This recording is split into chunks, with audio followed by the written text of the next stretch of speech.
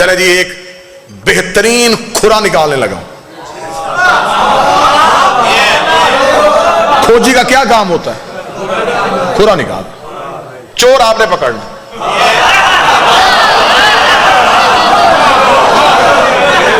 کھرا نکالو جی. لے جی میں یوں, ایک ہاتھ میں میرے قرآن کا ٹارچ ہے,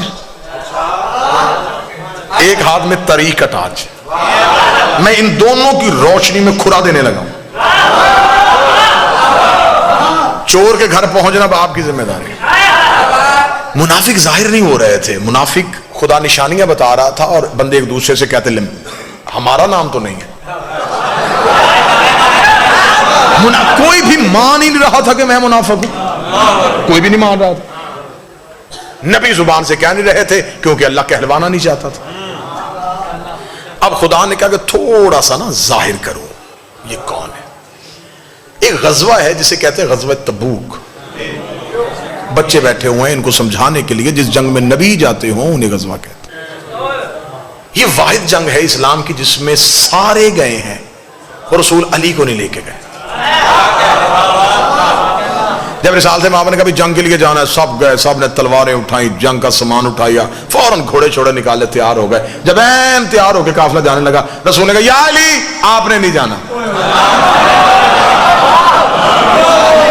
بندوں نے کہا یا رسول اللہ جانا جنگ پہ ہی ہے.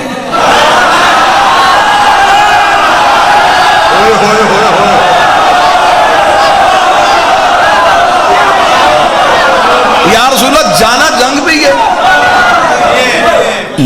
لڑنا ہی نا. رسول نے کہا ہاں لڑنا ہے. تو علی, رسول کہا نہیں علی نے نہیں جانا. لڑائی علی کے بغیر, جنگ بغیر علی کے. سنی کتاب کا جملہ ہے, اتنا خوبصورت یہ جملہ ہے نا کہ یہ جملہ بتا رہا ہے کہ یہ جملہ شیعہ ہے.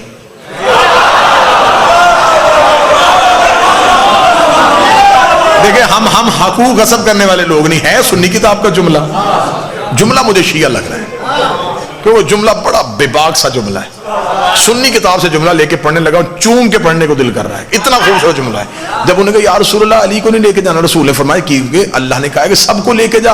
اب سارے جا رہے ہیں, پیچھے مدینے میں مسلمانوں کی عورتیں اور بچے اکیلے ہیں, پیچھے بھی تو کسی شریف کو چھوڑ کے جانا.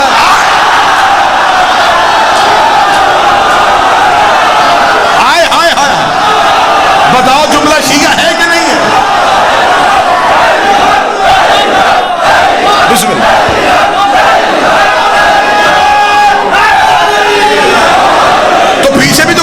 عزت کو چھوڑ کے جائیں نا, جو مسلمانوں کی عزت مال ناموس کی حفاظت کرتے. یا علی آپ رکیے, چلو بھائی. اب وہ سفر کتنا مشکل تھا میں لفظوں میں نہیں بتا سکتا.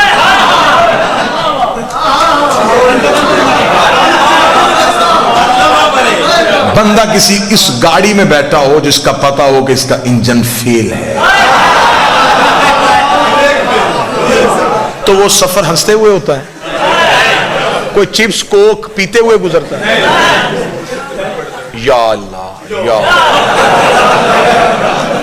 بس یہ سفر وہی تھا.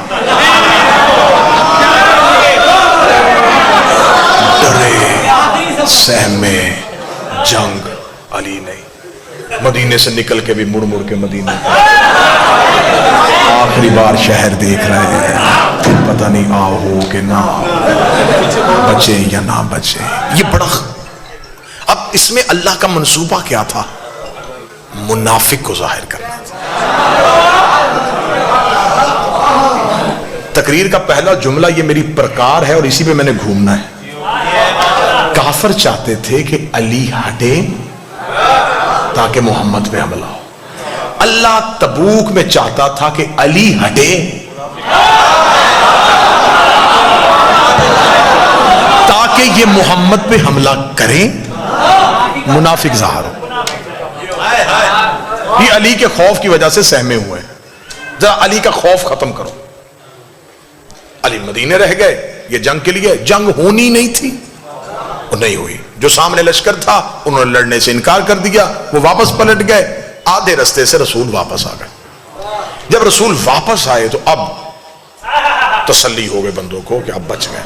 اب جب تسلی ہو گئی کہ اب بچ گئے, تب انہوں نے کہا کہ اب یہ نہ بچے.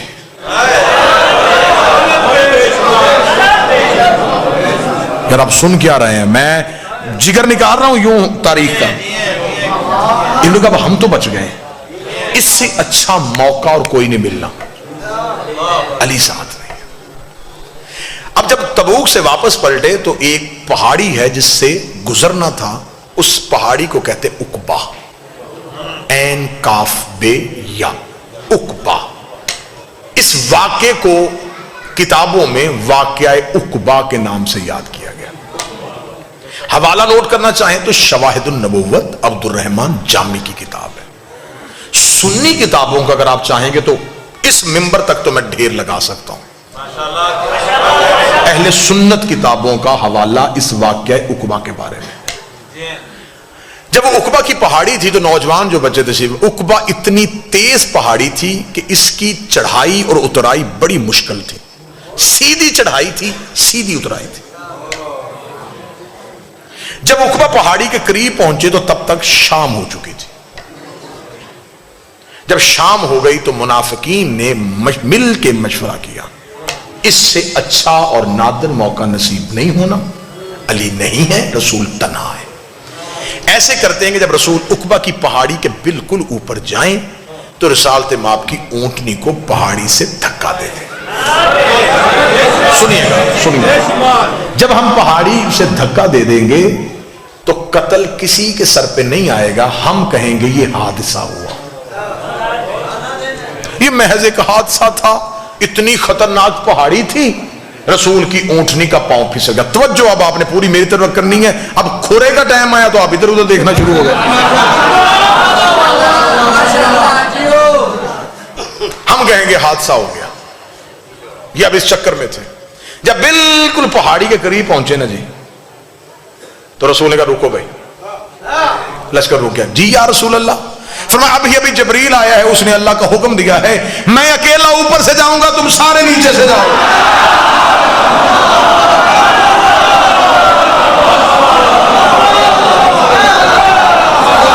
بھائی تدبیریں صرف یہ تو نہیں کر رہے تھے نا, وہ بھی کر رہا تھا. منافقین نے کہا دیکھیں یا رسول اللہ, آپ کا حکم ہے, اللہ کا حکم ہے, ماننے کو تیار ہے, رستہ بڑا خطرناک ہے, یہ آپ سے اکیلے کیسے ہوگا؟ فرمایا اللہ نے جنہیں لے کے جانا ہے ان کا نام بھی بتا دیا. کون جا رہا ہے؟ فرمایا حذیفہ یمانی اور عمار یاسر. یہ دو صحابی میرے ساتھ جائیں گے, تم سب نیچے سے جاؤ. عمار, جی یا رسول اللہ, میری اونٹنی کی مہار پکڑ. لفظ سنا, بالکل بے نہیں واقعہ پڑھ رہا. رسالت مآب نے فرمایا کیونکہ رسول پاک اپنی سواری کے لیے چابک یا تازیہ نہ استعمال نہیں کرتے تھے. رسالت مآب نے فرمایا حذیفہ تیرے پاس تیری سواری کا چابک ہے؟ جی یا رسول اللہ ہے. وہ نکال لا. کیوں؟ میری اونٹنی کو پیچھے سے ہانکنا. حذیفہ کہتا پہ نبی کا حکم سن کے میں سہما کہ نبی تو اپنے جانور کو تازیانہ ہی نہیں مارنے دیتے, تو میرے ہاتھ میں چابک دے دیا ہے, تو میں اس سواری کو چابک کیسے ماروں گا جس پہ نبی بیٹھے ہوں گے؟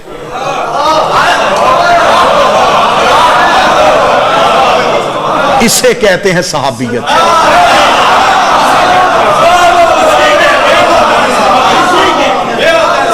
اگر میں نے اس اونٹنی کو چابک مارا تو جانور کی فطرت ہے جب اس کو تازیانہ وہ دوڑتی ہے, تو اگر یہ دوڑی تو پہاڑی خطرناک ہے,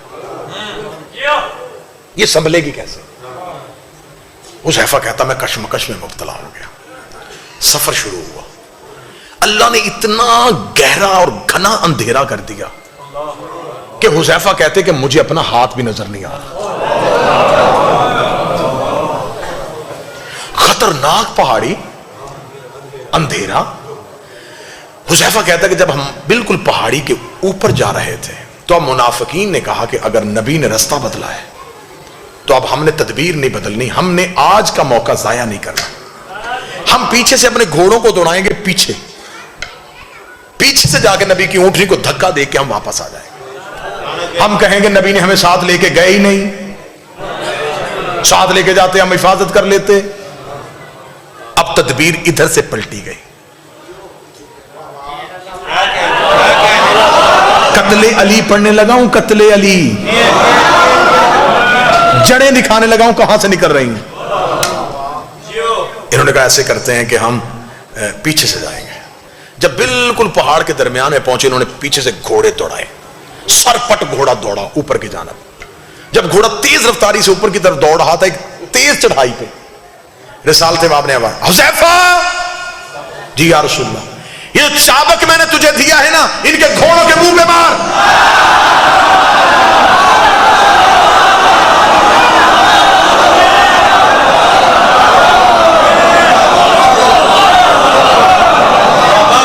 حذیفہ کہتا ہے کہ میرا سانس پھول گیا.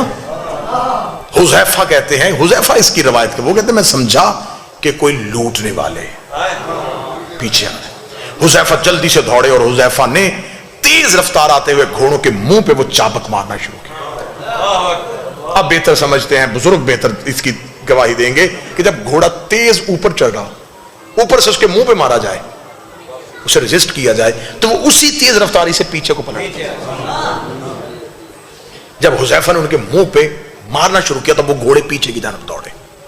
رسالت ماب اترائی جا چکے تھے, ہمارے یاسر رسول کی اونٹنی کو لے کے نیچے پہنچ چکے تھے.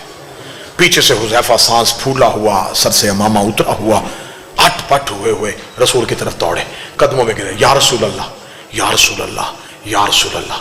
رسول کی آواز آئی, حذیفہ کون تھے؟ حذیفہ دیکھا تھا, یا رسول اللہ, اندھیرا پڑا تھا, ان کے چہروں پہ نقاب تھا, ان بندوں کے چہروں پہ نقاب تھا, لیکن یا رسول اللہ بندے نہیں پہچانے, گھوڑے پہچان لیے.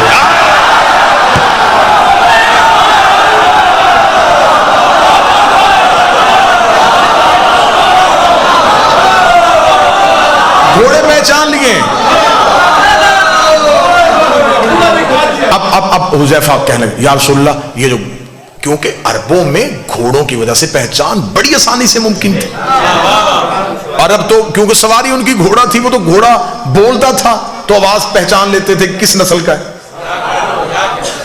اس کا میں نے بندے نہیں گھوڑے پہچان لیا, یہ فلاں فلاں کی سواری تھی. جب نام لگا رسول لگا, خاموش. اب حکمت سننا, کھرا بالکل سر پہ پہنچ گیا ہے.